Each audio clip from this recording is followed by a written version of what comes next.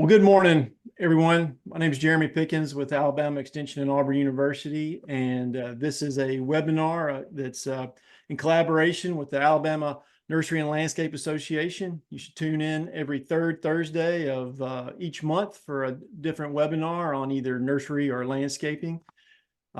Today's presentation is on stratified substrates, and our presenter is Dr. Jeb Fields. He's an assistant professor at LSU at the Hammond Research Center. He's also the nursery and greenhouse specialist. So I'll go ahead and turn it over to you, Jeb. Thanks for joining us today. Yeah, thanks, Jeremy, and thanks for inviting me. So today I'm going to talk about some work that I've been doing for quite a while in stratified substrates. Oh, let's see. And so this is really, if you don't know me or haven't heard me talk before, this has been a long-term journey of mine since I started my graduate work about 15 years ago. Just trying to solve a lot of the problems that we have or issues we have with nursery and greenhouse production in the pot. Well, this was the motto of my old PhD advisor, Dr. Jim Owen, was we could solve the problem in the pot with substrates. And so I've done a lot of things. And so all the things that we've done through my lab and his lab and our colleagues have kind of led to this idea of stratification. And it's really a simple solution. It's not very high tech, nothing groundbreaking, but we're just rethinking how substrate and media in general are used in a very simple way.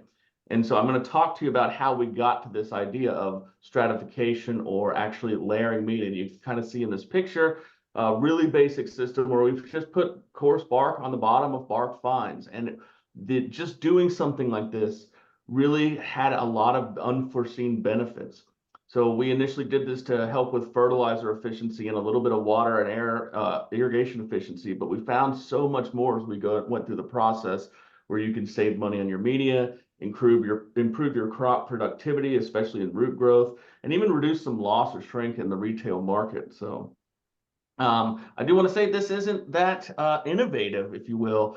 This is something that nature does. If you go outside and dig a hole, you see there's horizons. The soil is naturally layered. If you go to any kind of engineered soils, think of a golf green, or even in construction soils, they're going to layer it to increase different benefits, whether it's structure, stability, drainage, what have you. And so these are just taking concepts that we use in our everyday lives and take for granted and putting into a pot because we don't have to do what's been done for the last 60, 70, 100 years.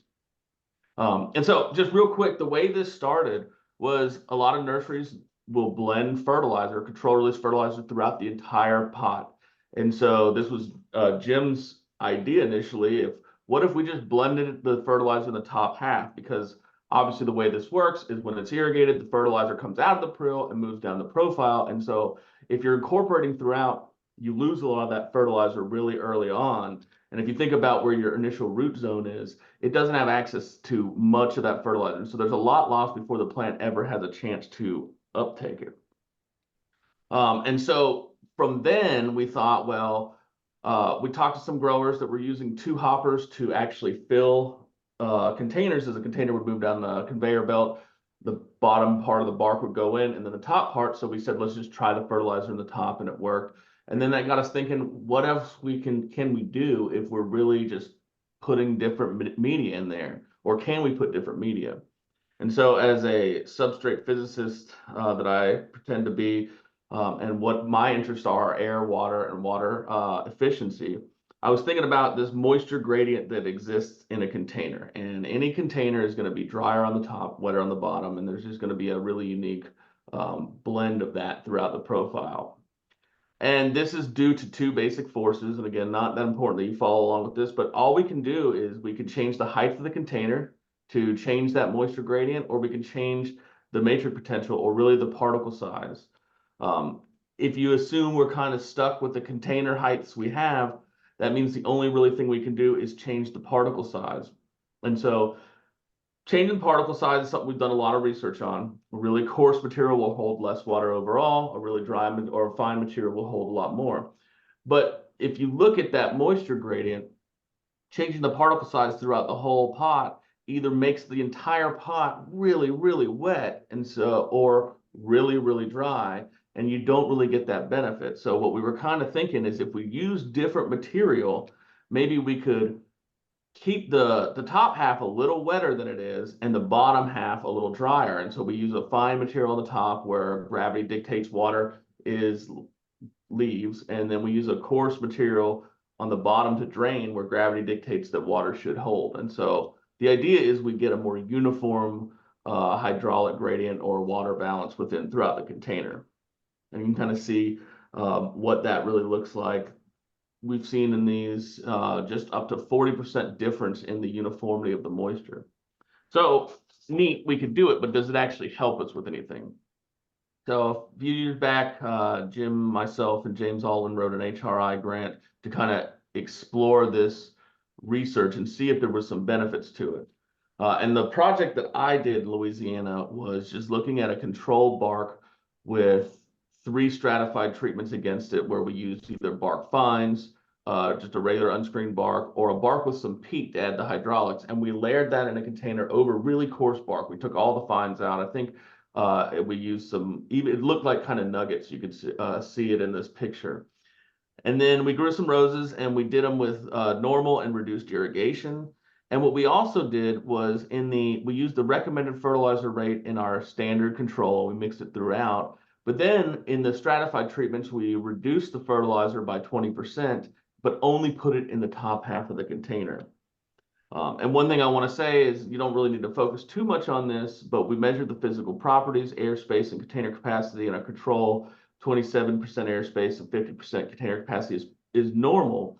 And what we wanted to do is, as we split these up, and you can look through those, we wanted to make sure the porosity was the same. By stratification, we're not increasing the porosity or decreasing it. We're just readjusting the air and water balance within the system. So this is a representative picture of some of the roses that we grew a couple months in. And you can see the control at the time where we were at the stage, this was a healthy plant. There's nothing wrong, but we got improved growth through the stratified treatments with lower fertilizer rates. This is our growth index of the crops over about 4-month period in a normal irrigation and a reduced irrigation. And what I also want you to just see is the blue line is the control. And I don't consider any of the plants grown in the control problematic. They were fine, but we increased the growth with almost all the stratified treatments in both a normal and a deficit irrigation. So the stratified, by having better balance, was able to use the water and use the fertilizer it had more efficiently, or the plants were able to use the water and fertilizer more efficiently. Then we had a graduate student, Christopher, who came on to my lab and did some work in here. And he really wanted to look more at the pairing these stratified systems with specific irrigations. And so we did roughly the same thing where we had a control bark and then 3 stratified treatments with coarse bark on the bottom. And this time we did a bark of peat, a bark core, and just a fine bark. And then we did our single irrigation application and also our deficit, but we also split this up into cyclic, where we took the exact same volume of water, but spread it out over 3 times. And so this is the growth index you can see across the 4 treatments. The cyclic irrigations are on the bottom, the single applications are on the top. And the black line is a standard container substrate, just a bark. And so in every instance, except for one, all the stratified treatments outgrew the plants. This was a lower petal crop. And then one instance, they were the same. There was no difference in the single application with the deficit irrigation. So we still got better growth overall.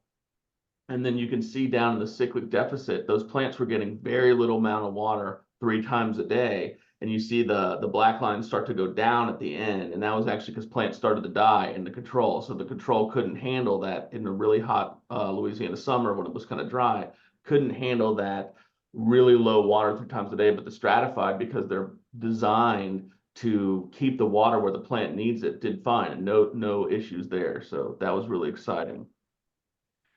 Next, we wanted to look at just an easy, pragmatic way that a grower could do this. So we have a lot of access to different screens and to play around, but if this was something you were interested in, you might be able to go to a local bark supplier and just say, I want the bark split by a single screen. And so we just used 3 different screens we had on 4 millimeter, a 1/4 inch, and a 3/8 inch, and we separated the particles, and we used the coarse particles from that and the fine particles. We grew some crepe myrtles, and crepe myrtles didn't really mind anything. They grew just fine. This is the growth index, no difference whatsoever. But we did notice there was a difference in root growth. And y'all might have some really precision technologies in Alabama, but in Louisiana, we like to use just a rusty saw to do our root measurements. And so we wanted to cut them up and see where the roots were actually growing. But if you look at this picture on the left specifically, you can really see there's a difference in the rooting from the top to the bottom. And so we separated the roots, and we looked at the dry root mass of these from the top versus the bottom. Now, in this, you can see this is the total mass. The red is what's in the top of the container, and the bottom is, or the blue is what's in the bottom. And on the right is the control. And again, nothing wrong. You can see the control was fine. But what was really exciting is if you stack these bars together, that's the total root dry mass. And in some of these stratified, they're either the same or significantly higher. So with the really fine screen, we got 4 times the amount of root mass in the same container. And that was also something we hadn't expected. Moving to another thing that I hadn't expected, and this is what I love about these extension talks. I was talking to a grower here in Louisiana, and I was so fixated on water and fertilizer improvement that he asked, could we not use this to save some money on our media with high cost peat light? And it just clicked. And so we did a trial with him. You can see here, everything on the right of that line was his standard. Everything on the left was the stratified that he tried, and there's no flowers on the left. So we were a little nervous, but basically he has to drop the irrigation down to get into a deficit irrigation to initiate the flowering. And when he dropped it down, the stratified system overcame that deficit because that's what it was designed for. So eventually had to go lower. They flowered and they were all sold. But it was a really interesting thing to find. And he also found improved root growth and thought that was really neat. So we got a little grant from the Fred Glockner Institute to kind of look into this a little further. We looked at a peat light and used over a pine bark, and really just to save money on peat light. Now peat light is becoming, or peat is a little harder to come by from time to time. But regardless, it's about at least 5 to 10 times more expensive than a bark here in southern Louisiana. So you could save some money. And we looked at some petunia growth. And one thing I just want to say is it got really hot really early. And what we saw just anecdotally was the plants grown in the peat light started to wilt, and the plants grown in the stratified system did not. And so we adjusted our irrigation to keep the project going. And this is what we get with the non-stratified over time. These are different harvests, and then stratified at the bottom. We just get better root growth. And this is something I really want to talk about. But if you look, it's in different places. So the overall root mass over our different harvests was the same for the first 3 harvests, the first, I don't know, 2 months of the study, 2.5 months. But it was in different places. And then the non-stratified, it seemed like they ran out of room. They were done. They finished. Where the stratified had so much more room to explore the roots. And by the end, you had twice the root mass in the system. So we kept seeing that. And you can really see it right here. Fine roots, well rooted, no problem at all. But then you see really coarse, healthier roots that we do expect leads to better transplant success and shelf life. So Chris was really interested in this. He wanted to know more about the root growth. So we made rhizoboxes, and he traced root growth. And I'm just going to go through this real quick. And the left is the standard, and the right is the stratified. And you can kind of see a little slower establishment in the stratified system, but it grows wider. So instead of what we call a standard down and out that the traditional crop, what a normal crop will do, these roots spread out and search to the top because they had access to everything they need, and then slowly move down the profile. And just because of the way it grows, we had such greater root mass throughout this whole project. He definitely hated tracing roots by the end of this, I can tell you that. But it was just incredible, the difference. Just in a small column, just I'm jumping around, but I want to say he did this in a small 3-inch column just to do some science on it in the lab in Wooster, Ohio. But in that small column, he measured over 32 feet longer in root mass in a stratified system than in a non-stratified. So it's pretty impressive how many extra roots you're getting. So the increased root mass and we get improved root morphology. We think this will give us faster and stronger establishment, not only in the container, but in the landscape, which we're working on right now. And overall healthier roots. Healthier roots is healthier plants, healthier crops. One question we get a lot is looking at what the stratification is. We've always done everything at 50-50 because we're just exploring. We did a recent project where we can look at stratifying at different levels, which is 25, 50-50, or 75% of the bottom. And you can kind of see that there's definitely too much stratification you can do, but anywhere up to about 50% of your pot stratified, you can reduce the cost of that high expensive media, use a filler, as we call it, and keep a very healthy similar crop without much differences. We're doing this. We also did this again in a nursery crop with roses, and I don't have the data done, so we're working on that, but it looks about the same. About 50% or so is as far as you can go, and once you go beyond that 50%, the plant needs more room for the initial growth. But again, with the stratification, we have improved crop performance, enhanced root growth. We've seen that we can reduce our fertilizer by at least 20%. And I've got some trials in right now that look at even lower, better water management. If the faucets or the solenoids don't get turned one day, we've seen less stress from some problematic irrigations, or you can go even longer or put less water out, which is really helpful in the South. If you're using peat or an expensive media in some parts of your production, you can cut that. We're really confident we've got some more work on using other filler material besides bark. But in every instance, we've seen about 50% of just a low-cost filler material that's not phytotoxic and doesn't hold too much water at the bottom of a container produces the same crop. And so the deeper you go, the more stratification or the more filler materials you can use up to a point. And just real quick, what's next? Like I said, we've got some other stuff. We're now looking at using wood fibers and wood chips in the bottom and other sugarcane materials that are really cheap local stuff we can find to cut down on those peat costs. Something that is really neat is we've done some temperature work, and we've seen that the balance of water and air in these containers gives us a unique temperature profile in the container that we're looking at. We're doing some work on growing liners and plugs and young plants to kind of cut that peat. One of my exciting things it's not my idea, I was given to this lecture somewhere else and someone came up with it, and I'd like to explore it, is looking, because we have a better balance of water and air in the container, healthier roots, can we get more disease resistance or better pest control through stratification? So that's something I want to start exploring. And then we've currently got projects looking at woody shrub and tree transplant success from the additional rooting. And we've also seen, we have a shelf life study where we're seeing if you sell at a retail, you might sell to a box store or someone that doesn't have always the most attentive waterers, that these specially bedding plants grown in stratified systems with the improved roots actually can make it a little longer before they start to die or go into full wilt. And so that's something really exciting to kind of reduce that shrink. There's been a lot of people, colleagues that have helped along the way, and I don't have time to thank them all, but I do want to just say thank you to all the institutions that have provided funding and support for the research within. And then I'm happy to field any questions, and I'd like to just give a shout out to my newsletter for Ball Publishing, the Nursery and Landscape Insider. Here's a QR code. If not, just go ahead and Google Nursery and Landscape Insider and sign up to get my every other week newsletter. With that, quick and easy. Thank you so much.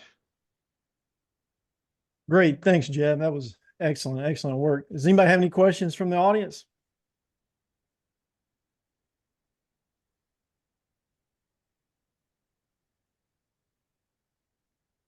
All right. Well, I've got a couple questions, Jeb, and I mentioned this in my reminder email to everyone about the webinar. Is I'd be excited to see how this would work on Andinas, and water management in Andinas is a challenge all over the Gulf Coast. I mean, no matter where you are, because of our rain, and the folks that we have watering them like to water them, and Yeah, yeah. they don't like that, and so I just, as far as water management, what do you see this um, kind of fit in a place where folks are prone to overwater something, and this technology or this technique kind of helps, may kind of add as a buffer to that tendency to want to overwater? So I don't know, and I don't want to speak on that too much, but what we've tested is, can we get away with less water, or if we miss the water? Quite the opposite. We know we can. We wouldn't hold more water in general because we're keeping that same porosity, but it might not have the benefits for people that overwater. But the benefit I can think of just off the top of my head would be, we can just, with a stratified system, we can just go ahead and say we need to reduce water across the board. And then if you go a little low, maybe the Nanditas are fine, but the things next to it or whatever's in the same block might be able to handle that lower water. But that is definitely an interesting thought to evaluate if these help with overwatering. Yeah. Definitely something Um, to put down on the list. the um, the other thing I want to ask you about is, you may have went over this and I missed it, and I know you've done the work on the fertilizer, but what percentage savings did you get in some of those? So we've reduced it by 20% across the board in multiple projects, and never had an issue. Never seen any kind of reduced fertilizer stuff. The the later projects we've done, we've been doing a lot more top dressing, and we're getting the same benefits in a top dress as opposed to an incorporated the top half. So I think just with the stratification system, you can actually get that benefit through top dressing. I'm not going to say officially because we're still analyzing data, but some crops that are lower feeders, we've cut down by 30 to 40% and still seen healthy growth. And so I want more data on that before I make that as a claim. But 20% is an absolute safety, I say. I'm very confident in that number, but I think we can go lower. Yeah, I mean, 20 to 30% is almost a whole rate Yep. drop. Yeah, Yep. that's amazing. That's what we've got a study we're doing right now where we just looked at your standard fertilizer. We did low, medium, and high, and we're not seeing any differences That's through the amazing. stratified. So that's kind of what I'm really excited about next. Yeah. Well, Jeb, I really appreciate your time today. This was a great seminar, and thanks for doing it for us. Absolutely. Thanks for inviting me. And if anyone ever has any questions, please feel free to reach out, send me an email, give me a call. I'm happy to talk substrates anytime.